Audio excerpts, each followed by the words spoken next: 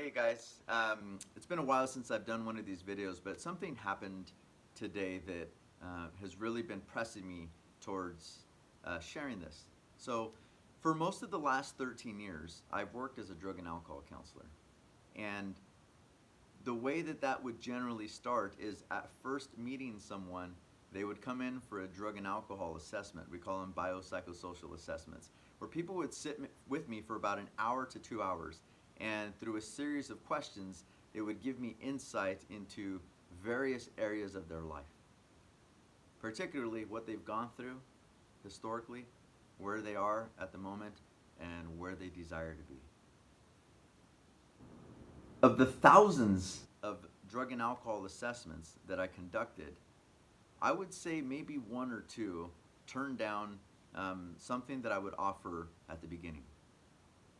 What I would ask or request is if they would be okay with me playing classical music in the background. And like I said, the vast majority said yes. Now, one of the reasons that I would do that is because it would kind of break the silence. You'd have some kind of quiet music. But man, if I could make up a number, I would say less than 5% of clients that I ever assessed had a history of listening to classical music. So why does that matter? Because if they don't have a history of classical music, then they don't have any memories attached. And why is that important? Well, here's why I think that's important. We can all agree that music plays a really, really powerful role in our lives. There are so many songs that we could listen to that at the start of it, it's like, oh my God, that's my jam. That was, for whatever reason. I have songs that I listened to when I was living a different lifestyle that don't necessarily trigger me now to go do things, but they do serve as a trigger. They remind me of moments. They remind me of people that I was with. They remind me of where I was, and good times and bad times. But nevertheless, they have memories. Music is powerful. I always felt that playing classical music in the background would provide some sort of comfort and ease, as well as breaking the silence. I got a phone call this morning from a friend that I had worked with for several years. And at this time, she's going through a pretty horrifying, traumatic split from her husband. And she was inquiring about some help with finding a mental health counselor. But we spoke, and something that popped out of the conversation that really jumped out at me was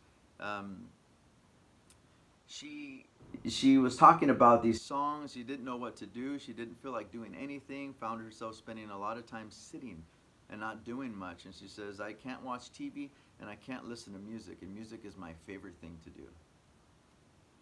She said, I listen to this song and it makes me sad. I listen to this song and it makes me mad, and this one makes me cry, and it's so many memories attached to all this music. If there's anything that I learned about her in the years that I worked with her, forming a friendship, is she was pretty aware that I go to church and I'm what I consider Christ to be a Christ follower, and she was not. That is not a part of her lifestyle. She does not go to church, doesn't want to listen to any of that. And anyways, here's the point. One of the values for me, and I never press what I believe onto people. I like the Jesus posture, which is never pushing onto it. It's kind of like when my son was a baby, I would never feed him when he wasn't hungry. You try to feed a baby when they're not hungry, and they just will give you all the resistance in the world. But man, when you feed a baby at the time that they're hungry, you can't get enough. They can't have enough.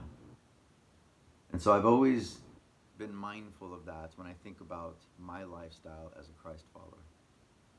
What I can tell you is in our conversation, she was hopeless. She was feeling hopeless. And I never intend to say, you need Jesus, you need prayer, you need this. But what I did as the phone call ended was I offered her something. I said, can you do me a favor? I said, or can I ask for your permission for something? And she said, yeah. I said, can I have your permission to send you a couple of songs that are what I call worship songs. It's worship music. I said, I know in our friendship that's never been a thing.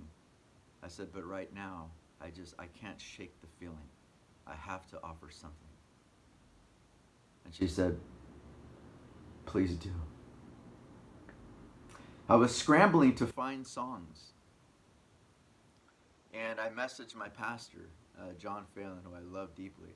And I said, hey, could you and your wife maybe, this is some tidbits of the scenario, could you send me, I'm scrambling right now, like, could you just send me a couple of songs that you feel could serve as a gift to her under the circumstances of what she's going through?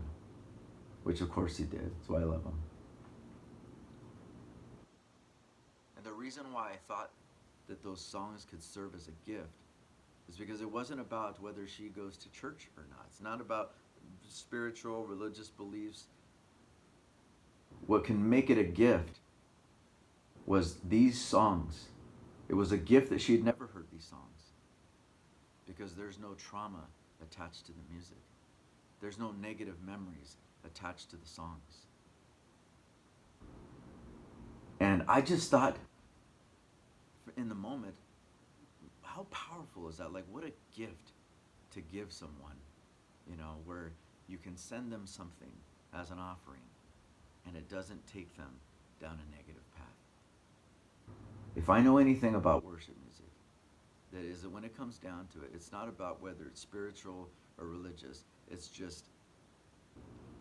songs that I trust.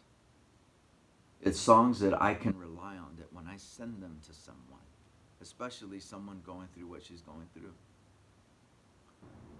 that it's at the very least, like Gandhi says, our primary purpose in life is to help people. If you can't do that, then at least don't harm them.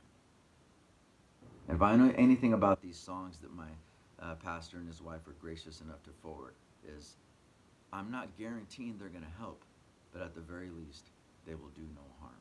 Do I believe they will help? Yeah. I know the words to the songs. They're a gift. So my hope with this video is, for one, that it would encourage people. It encouraged me because you can go so many days as a person and not really feel like the gifts, whether they're spiritual or not, have anything to benefit the world.